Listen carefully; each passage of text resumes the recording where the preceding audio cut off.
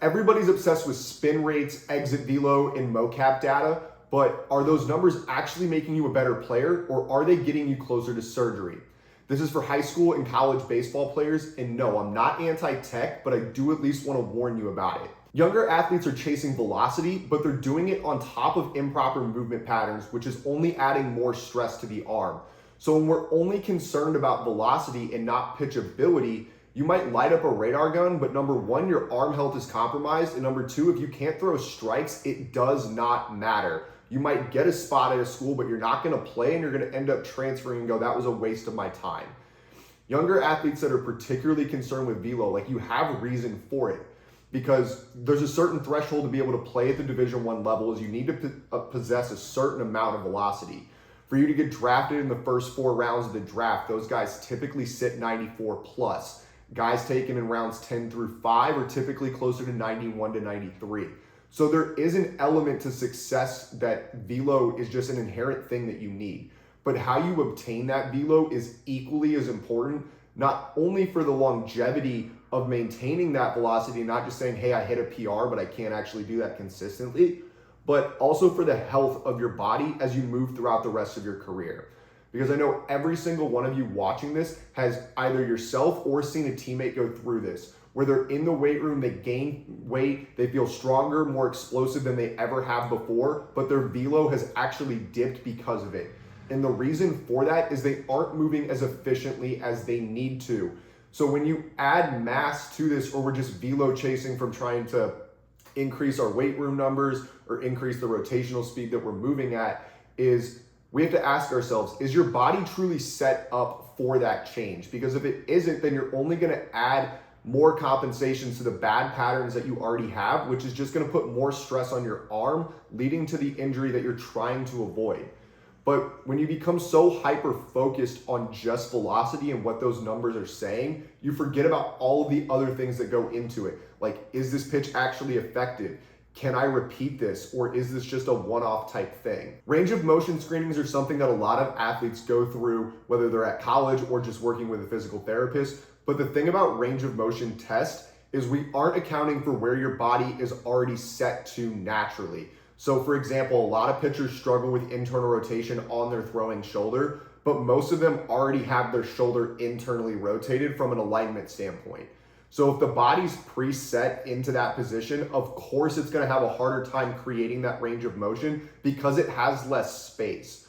So if you're deficient in a range of motion, we have to ask ourselves, are those muscles really weak or unable to do what we want them to do? Or does your body lack the space to be able to create the natural range of motion that it should possess? Because if the body's misaligned, the range of motion is going to be compromised. So now if we're trying to throw harder on top of bad mobility, like, yeah, we can do mobility drills to increase your range of motion, but number one, those drills don't last. And if they did, you wouldn't be stuck at the current velocity that you're at.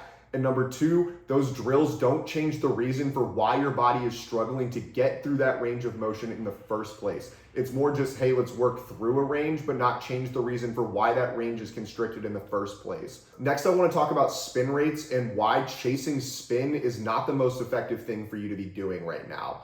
So yes, spin rate is going to be really important in terms of creating the shape of the ball, whether we're talking horizontal break or vertical induced ride, but just by looking at what that grip is telling you is it's not necessarily going to change why your body isn't able to get you into the spot that you would want.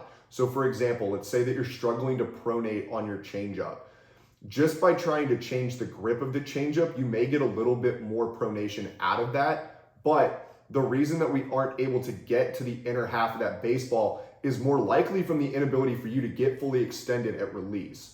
So then we have to ask ourselves, why can we not get fully extended? And again, it comes back to a positional issue where your body cannot get you into that spot effectively, so it doesn't allow you to get there because you would be more likely to get hurt in that position. But if we change the alignment in the way that you're able to move, all of a sudden you can get more extended on that pitch, we can get to the inner half and that pronation happens. So the spin is going to change because you're in a better position and your arm can move more effectively through that pattern versus us just trying to jam our arm into pronation, which is just gonna put more stress into it. The last metric that I wanna talk about is gonna be force plates, because force plates do a really good job of allowing us to see where the weight is at in your foot or how well it's being transferred throughout the actual swing or throw.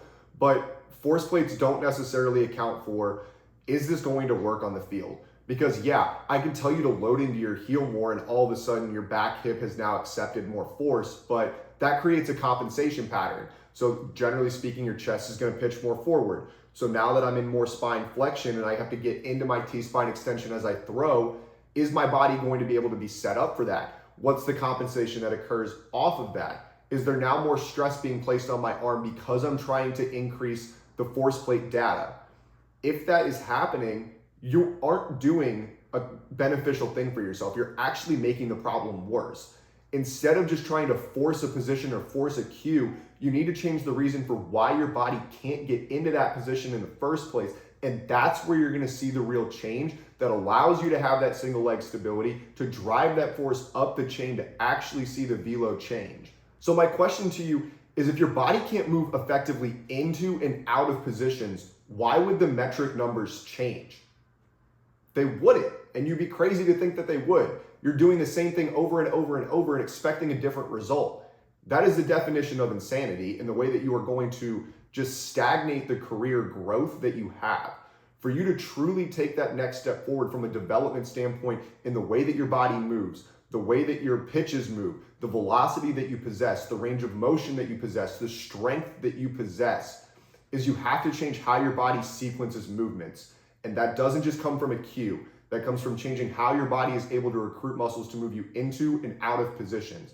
Just because we hit a range of motion or we hit a position, it doesn't matter if you didn't control it and stabilize through it, because your body's going to leak force to get into or out of it, which now causes compensations up and down the chain, leading to stress distribution in the wrong parts. Generally speaking, on the elbow, most commonly ulnar nerve issues, as well as UCL. So earlier I said that I'm not anti-tech, and that rant right there was probably pretty anti-tech. I am pro-tech for older baseball players that have a solid foundation of their mechanics and understand the differences in the wrist angle and the control of what we're trying to do at release. If you are an older guy, honing in those fine-tuned details is really important, and data can give you a really solid instant feedback of the changes to make. But data needs to be the last 5% of your development, not the first 95%.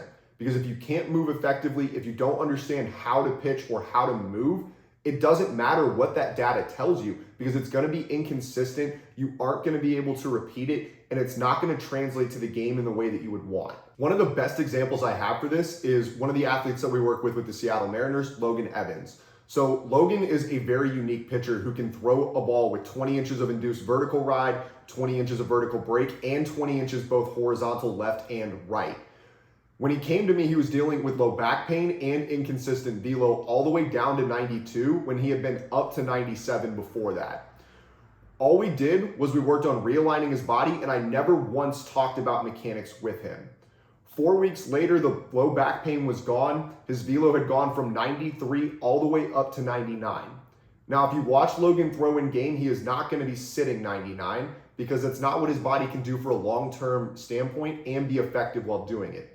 But the break that he is able to create on his pitches is now much more consistent and effective, because he can get into the same position and repeat his delivery much more effectively, because his body isn't working as hard to create the same output throughout his delivery.